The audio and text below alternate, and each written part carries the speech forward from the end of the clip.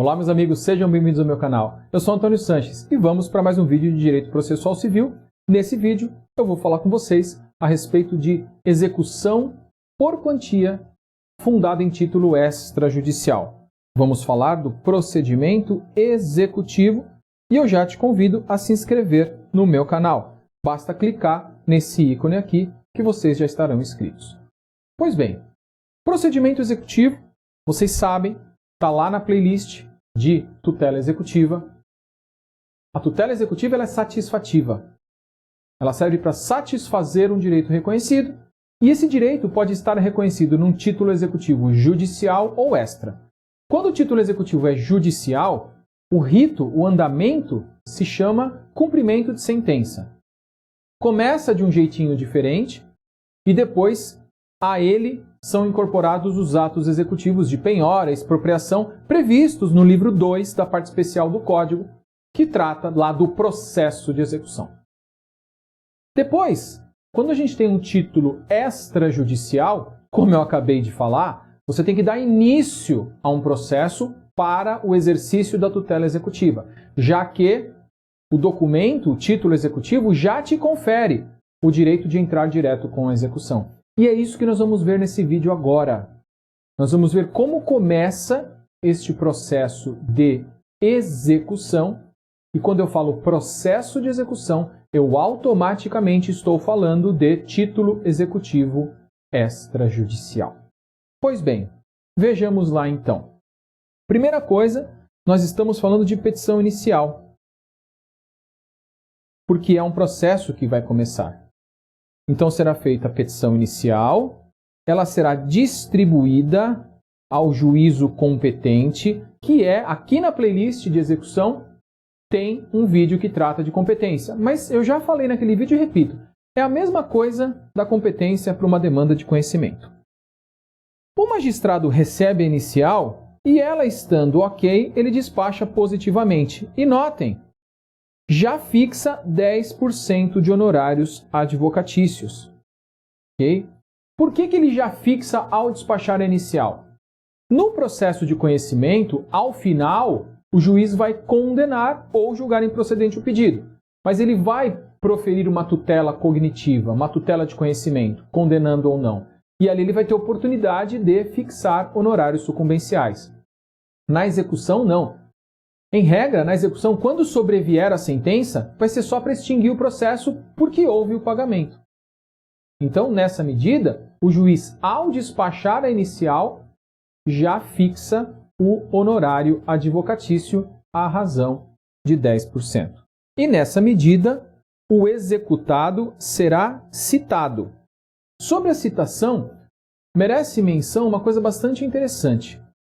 O Código de Processo Civil, quando você estiver lendo os dispositivos que tratam da citação do executado para o processo de execução, você vai ter a impressão de que sempre é feita por oficial de justiça.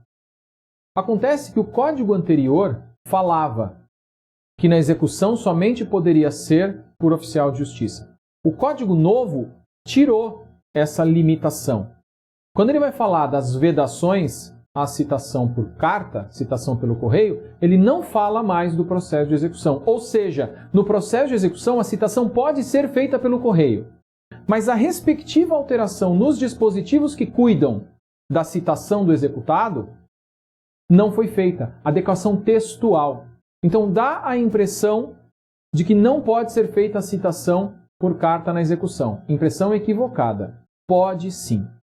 Tá? Então, pode o executado ser citado pelo correio. E ele vai ser citado para quê? Para ele pagar em 3 dias. Pagar em 3 dias e a citação já traz a ordem de penhora. Ou seja, se ele não paga em 3 dias, automaticamente está autorizada a penhora. E a penhora você vai encontrar em outro vídeo aqui na playlist de execução. Um vídeo que a gente trata só da penhora. Ok? Melhor dos mundos. Foi encontrado, pagou. O processo está resolvido. Foi encontrado, não pagou. Penhora. Vai piorando um pouco a situação. Mas e se ele não for encontrado? Pior da situação. né? Chegou o carteiro lá, nada. Você pediu a citação para o oficial de justiça, o oficial de justiça foi lá, nada. Ninguém conhece essa pessoa, quer dizer, sumiu. O que vai acontecer nesse caso? Se o executado não é encontrado, serão arrestados os seus bens.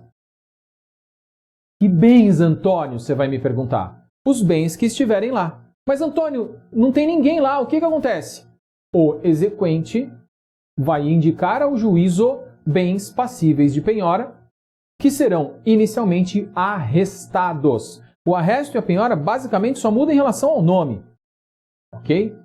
Então os bens serão arrestados. Antônio, e se não encontrar bem nenhum? Aí para, né? Aí a execução fica suspensa. Tem um outro vídeo aqui que vai falar também da suspensão e extinção da execução. Lá eu te falo mais detalhes a respeito do que acontece se não for encontrado o executado ou os bens. Por hora, se o oficial de justiça não achou ninguém lá, ele arresta os bens que estiverem. Se não houver bem, o exequente vai ter que indicar bens para que sejam arrestados. Uma vez arrestados os bens, uma vez vinculados esses bens ao processo por meio do arresto, será tentada a citação do executado. Esse executado, o oficial de justiça irá procurar de novo esse executado. Se houver suspeita de ocultação, ou seja, se houver o requisito subjetivo, porque o objetivo já há, não foi encontrado, se houver o requisito subjetivo também, haverá a citação por hora certa. Mas lembre-se, tem que ter o requisito subjetivo, tem que ter a suspeita de ocultação. Se não tiver o requisito subjetivo, o executado é citado por edital. Citado nessas duas maneiras, para quê? Para pagar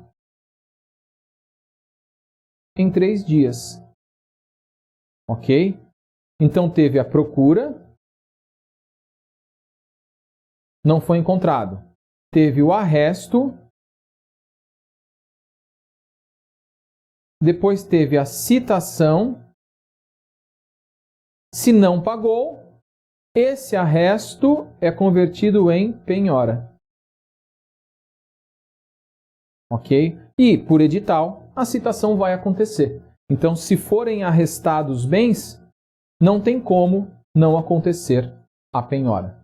E agora, pelos métodos de pesquisa, dá uma olhada lá no vídeo aqui no canal, na playlist de execução que trata da penhora, a gente fala da penhora online, fala do Sisbajude, o sistema que esse encontra. Se a pessoa tiver alguma coisa no CPF dela, encontra sim. Ok? Pois bem, o pior dos mundos era o executado não ter sido encontrado. Mas vamos imaginar que ele foi. O executado foi encontrado e foi citado. Vamos ver o que acontece. Se ele pagar em 3 dias, o mundo mais perfeito, os honorários advocatícios, aqueles de 10%, serão reduzidos pela metade. Poxa, Antônio, mas que injusto, o advogado não vai receber? Calma, gente. E eu te falo isso com 17 anos de experiência na advocacia civil. Se ele pagou nos 3 dias, maravilhoso, você já recebeu, você não teve problema. Ah, mas os meus honorários de fixação ali pseudo-sucumbencial, vou perder pela metade. Mas calma, se você está advogando, você já fez um contrato de honorários com o seu cliente. Né? E aí o seu contrato de honorários estabelece uma outra forma de receber por esse trabalho.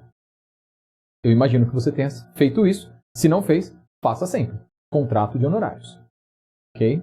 Então, se o pagamento for feito em 3 dias, redução dos honorários à razão de 50%.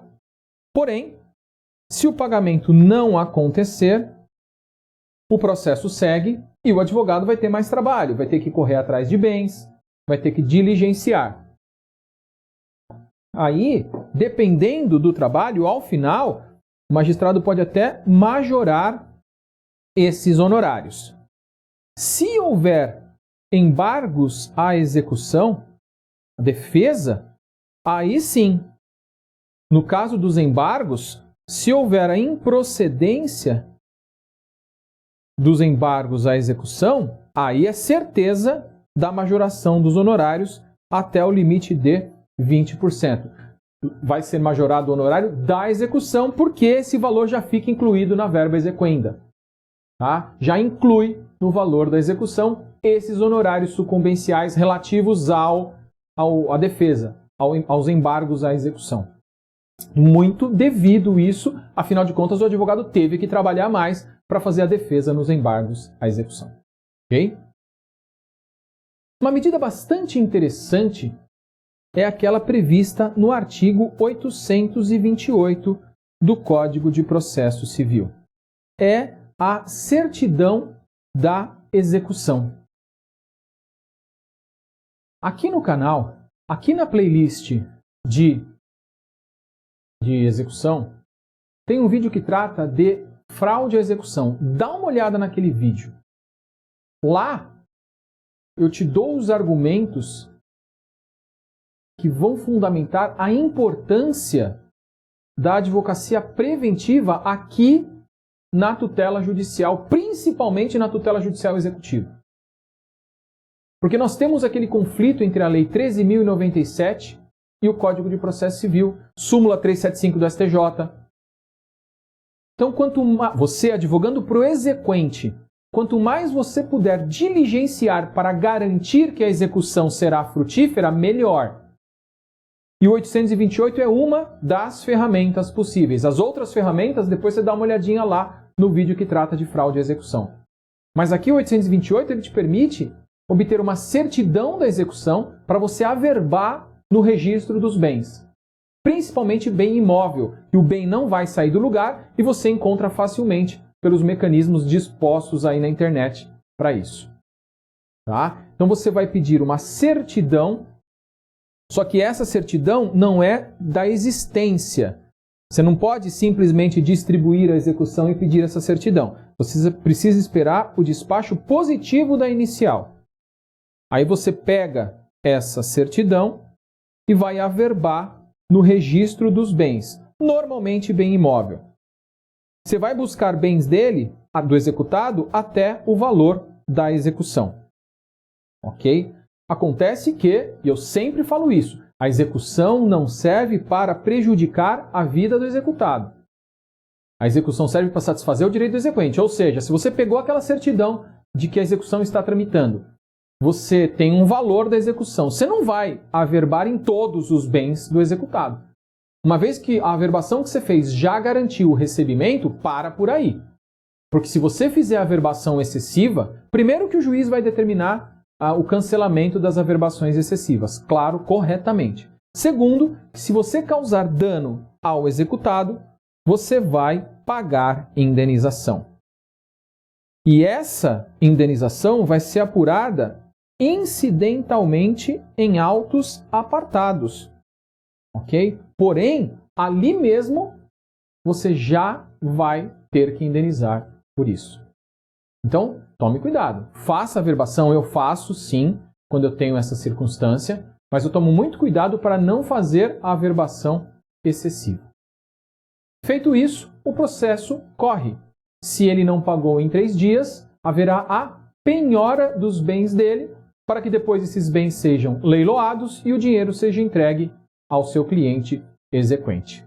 Por conta da extensão do tema, cada etapa dessa eu vou tratar num vídeo diferente. Ou seja, a partir desse vídeo, o próximo é analisar a penhora e eu te convido para dar uma olhada no vídeo que trata da penhora.